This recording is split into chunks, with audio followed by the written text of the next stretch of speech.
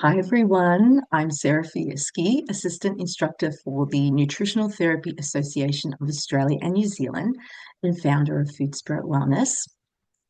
Today I'm joined by Dr. Catherine Clinton, and we're exploring a part of the body that only recently is getting the attention it deserves, the fascia.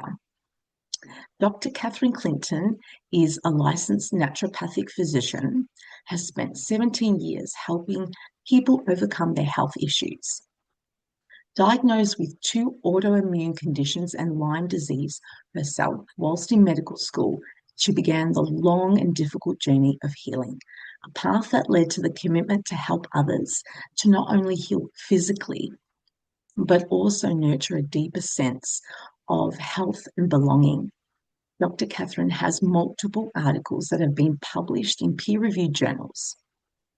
She runs a small practice in Eugene, Oregon, and teaches doctors, healthcare practitioners, and health enthusiasts from all around the world to apply the principles of quantum biology for health. Essentially, Catherine's mission is to empower as many people as possible as she can with the knowledge of quantum biology for health and help them explore a new perspective in healing. So, welcome to the podcast, Catherine. Thank you so much for having me. I'm excited to dive into some of these topics. Well, for those who are new to the concept, how would you explain the fascia in simple terms, and why is it so foundational to our health and how we feel? That's a great place to start. So, our fascia is this body wide web of connective tissue, and that connective tissue is mostly made up of collagen. It connects to every single structure in the body. It starts externally in our skin, goes all the way down to our bones. It can even insert into different cells. And this collagen matrix has many different special properties. It's a communication network, really. When you look at the structure of fascia, we're used to thinking of that double helix of DNA, but our fascia creates this triple helix. And that creates a tube, and they're called tropo nanocollagen tubules. And they're just really small tubules of collagen. And these are running all throughout this fascial web. And collagen is semiconductive, so it can hold and transmit an electrical charge. Our fascia is also piezoelectric. Just like a quartz crystal, when it's exposed to pressure, it creates an electrical current. So that would mean body work, movement that we initiate ourselves, or movement that we are exposed to, like with body work, we would be creating an electrical charge in our fascia. So we have this tissue that connects to every single structure. It can create an electrical charge and it can hold it and transmit it. It's also lined with this specialized water, this easy liquid crystalline water.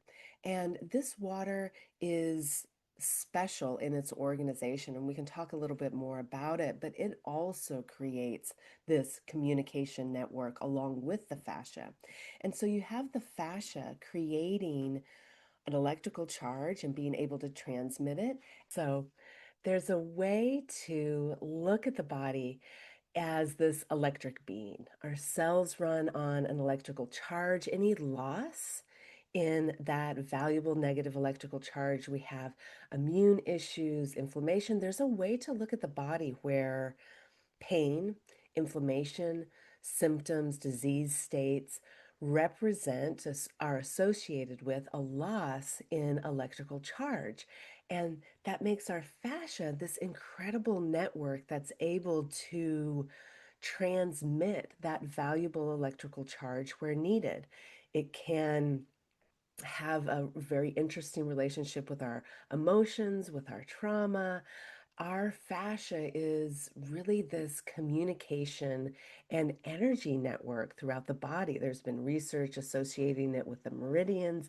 I mean, our fascia is really foundational to our health, and emerging research is starting to really understand this. You know, when I was in naturopathic medical school, it was that covering you would remove in cadaver lab to get at the actual structure. Now we're realizing that it is really, really a profound part of our body, and it has many different roles for biological function.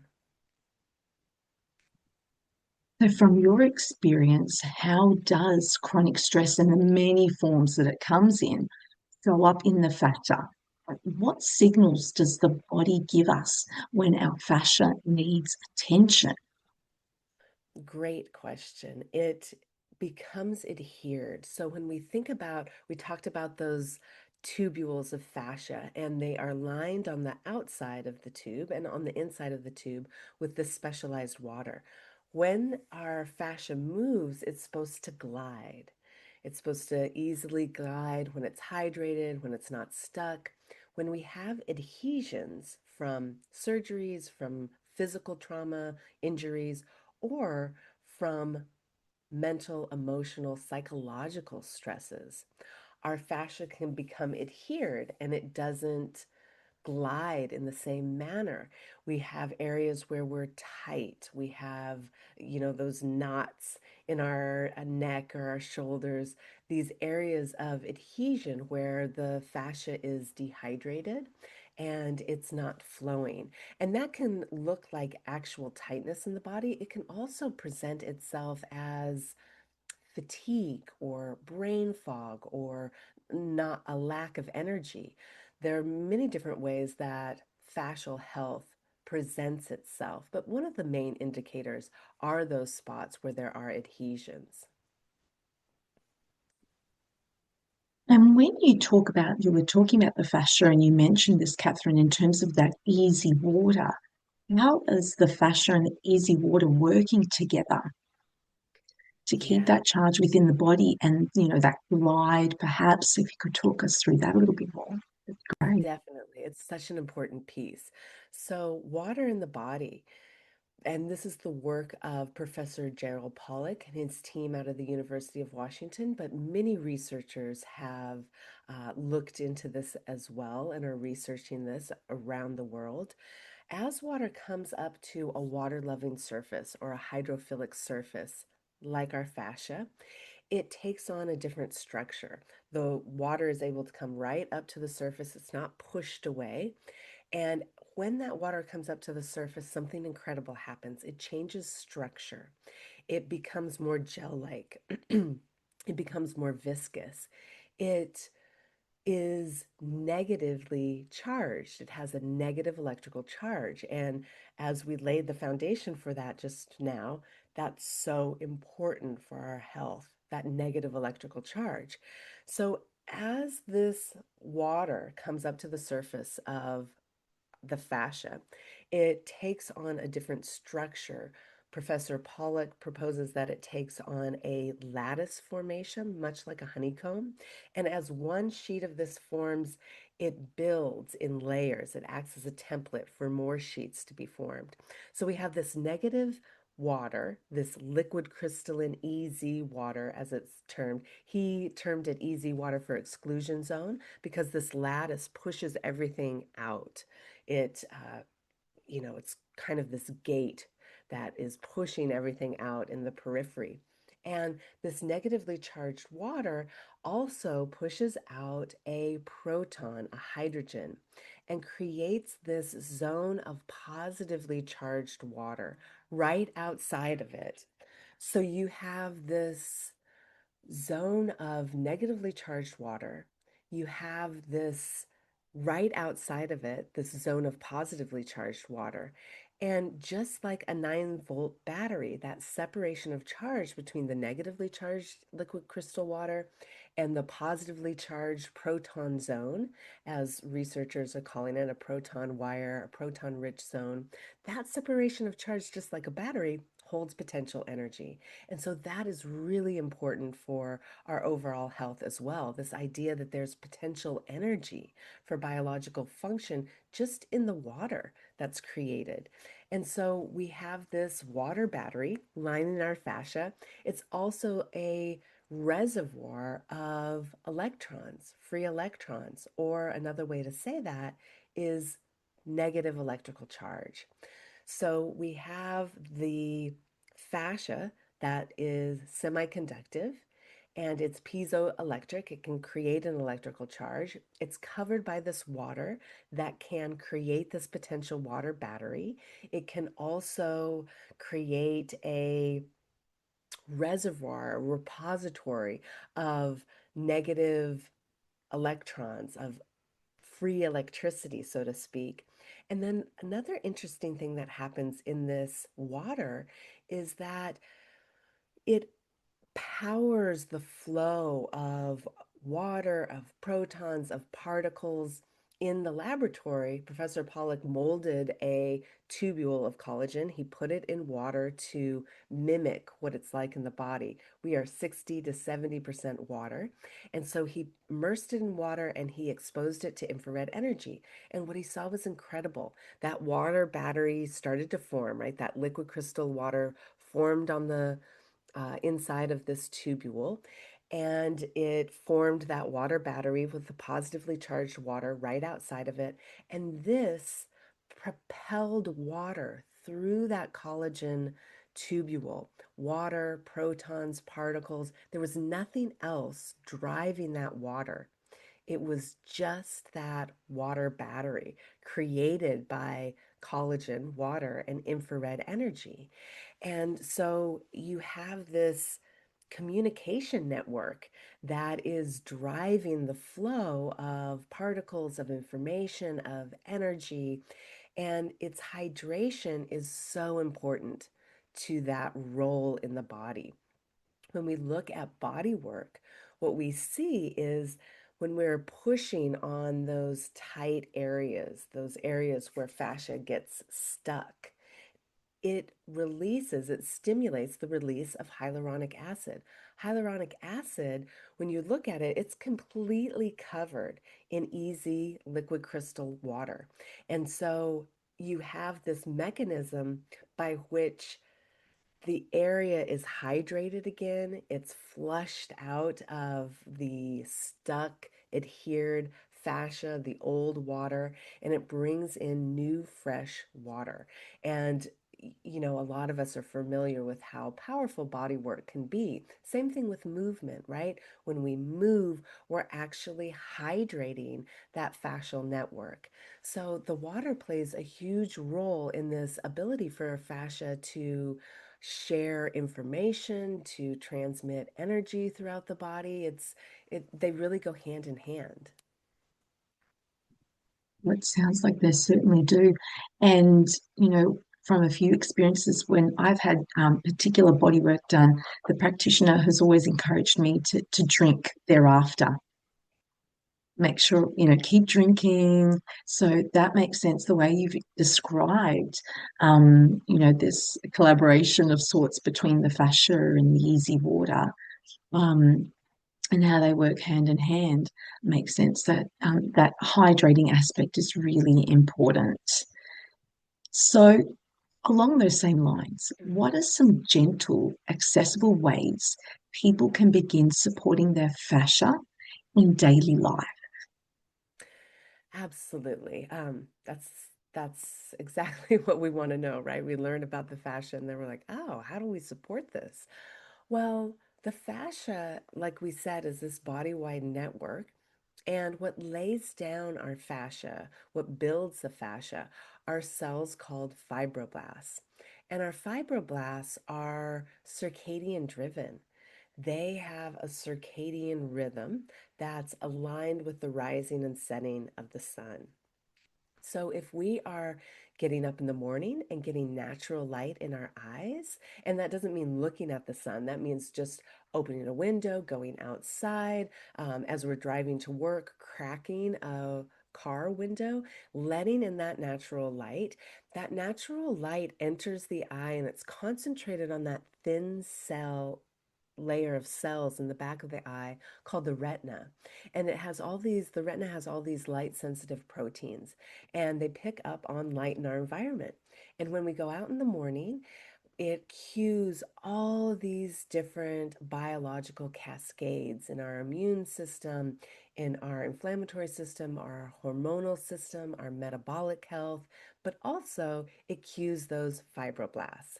And so they become active, they help repair fascia. Getting light throughout the day tells those fibroblasts, okay, now it's noon. Here we are on this circadian schedule. Yes, it's noon. It reinforces that 24-hour schedule. And then as we lower the lights at night, after the sun goes down, it helps this repair process. We release melatonin from the pineal gland. We start to repair all of those things I mentioned that happened in the morning. They are set up over the nighttime in that darkness. But so many of us are doing something opposite to that. So many of us are waking up in bed, we're looking at our phone. That narrow band of blue light from our phone screen tells our body, oh, you missed morning. It's noon. We have to raise your cortisol. We have to catch up, which is very stressful. It spikes our cortisol, our blood sugar.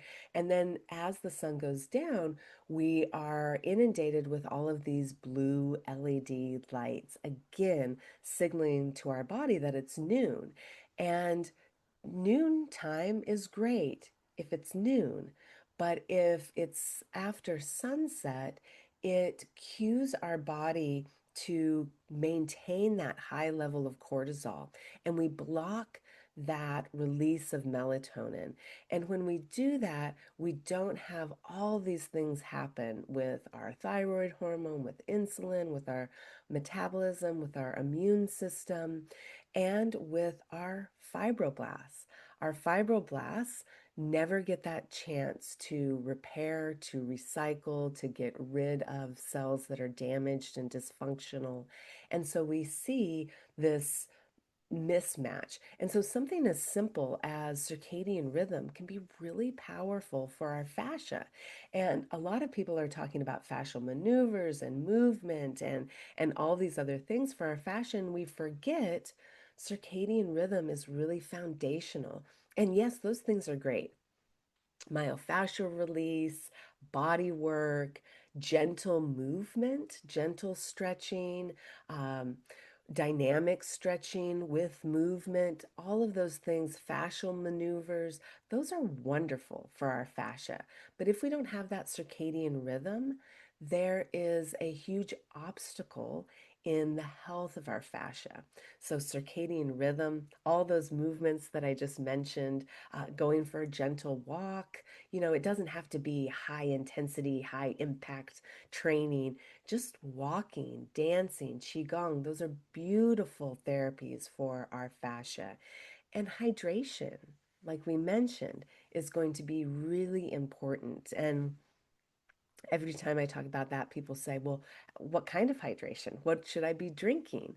And really, it's so individual based, how much you drink really depends on how much you release. Are you sweating a lot? Are you going in saunas? Are you in a hot environment? But basically, generally speaking, if we're drinking something that has a little bit of mineral content, and it doesn't have to be mineral content as far as the diet is concerned, it's not meant to replace minerals, right? Just a little bit of mineral content in our water helps with osmosis, that idea where our body is able to pull that water into our extracellular spaces where our fascia lives into the cell. So, making sure that we have a source of clean water that has a little bit of electrolytes, a little bit of minerals in it, really helps our state of hydration and profoundly impacts our fascia. So, just those three things, some gentle movement, aligning with the circadian rhythm of the sun, and hydration are really powerful ways to address our fascia.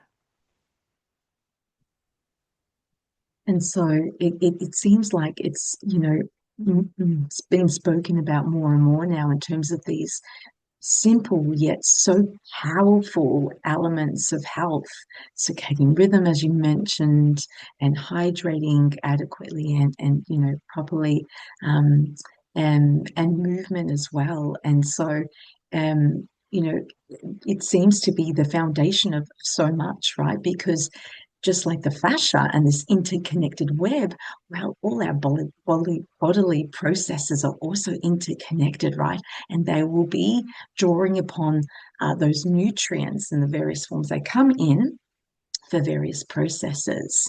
So, thank you for giving us those tips in terms of supporting our fascia and essentially our well-being. I find it such a fascinating area that, as we're talking about now, it's becoming more popular, it's being explored, more researched. And so it's exciting to see what else will come from the research, but there's a lot there, isn't there, to work with. Oh, yeah. Now, so Catherine, you have a book coming out January 6th, so not long now, called Optimize. Can you tell us a little bit about Optimize, what it's about, and how you came about writing it? Definitely. I'm really excited. Like you said, it comes out January 6th, and it's all this information that I've been sharing. Fascia plays a starring role in the book, but basically, what it is well, the full name of the book is Optimize Seven Groundbreaking Steps to Better Health and Longevity Through Quantum Biology. And quantum biology is this emerging field that looks at how waves of energy, of information interact with different pieces of our body, our cell membranes, our DNA, our fascia, and these unseen waves, when I say that, it's like, what is she talking about? I'm talking about light, I'm talking about sound, I'm talking about magnetic fields, electric fields, electromagnetic fields, our thoughts and emotions. And that's really what the book walks us through, this idea that the body isn't just chemical and mechanical. And that's the dominant paradigm. And we know that's true. Of course, that's true. But there's a new emerging understanding, an expansion of our understanding and our toolkit for how to approach health through this idea, this field of quantum biology, where we have quantum effects at the subatomic level, so the flow of electrons and protons, photons of light. But simply put, it's how these waves of information interact with different parts of our body and create measurable biological action. When we think about the body, we're trillions and trillions of cells. Each one of those cells is completing hundreds of thousands of tasks. Some researchers put it in the millions each second. Now, that is mathematically impossible with the model of random collision, where you have things floating around a cell until they find their receptor, unlock the receptor, and action happens. We know that happens to a certain extent, but millions of reactions and trillions of cells each second, it can't rely on randomness. And that's where this language of frequency in the body comes in. This language of light and how our cells communicate with light, how they're driven by electromagnetic fields. All these different things I cover in the book. And I start with a chapter on water, then I go into light, our electric body. I talk about sound, I talk about our thoughts and emotions and psychoneuroimmunology, how they influence our biology. I talk about the microbiome and the immune system. I talk about our relationship with nature, and I really highlight this new knowledge and science. But at the same time, each chapter ends with practical tips for people, easy, accessible tips for people to wrap their heads around and apply. So I'm hoping that everybody likes it. I was in naturopathic medical school when I was diagnosed with two autoimmune conditions and Lyme disease. And that's when I discovered that there's more to health than this chemical mechanical model. And ever since then, I've been germinating the seed of the book, and I'm really excited for it to come out in January. Sounds amazing, and I've pre-ordered my copy. So, Oh, for those who are watching and listening, you can pre-order your copy, and at the moment you have a whole lot of bonuses, including one of your courses, if you pre-order. Isn't that right, Catherine? So I'm excited to get stuck into not only your book but also the resources that I have access, like I've got access to now. So that's wonderful. And it certainly sounds like a timely book to delve deeper into the facets of health that underpin health essentially, and having a look at those elements that are all interconnected. They underpin health, and like you said, are much more than the mechanical chemical aspect.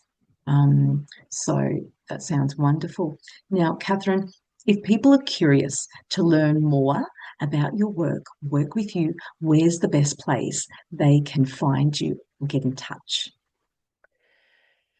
yes, I did not get creative with my name. I'm just Dr. Catherine Clinton. That's the name of my website. That's where you can find me on YouTube and Instagram, Facebook, just Dr. Catherine or drcatherineclinton.com. And my those bonuses that you mentioned, I am really excited for those too, because when you pre-order the book, like you said, you get these video modules, which kind of make it a little more accessible for different learning types. You get to listen to these short modules that goes through 6 modules, 21 video lead less than a minute practical tips, and then these two deep dives into fascia, mitochondria, and consciousness. And all of that comes when you pre order the book, and that's at drcatherineclinton.com/optimize. So all that information is there as well. And this is what I've been talking about for years. I love talking about it. So please feel free to come and continue the conversation because this is what I love talking about. You can clearly see that, Catherine, with the passion and that's coming through in the big smile. So, Catherine, a big thank you from our community for your time talking about fascia and easy water, and also your new book that will be coming out at the beginning of next year. Big thank you. Thank you so much for having me.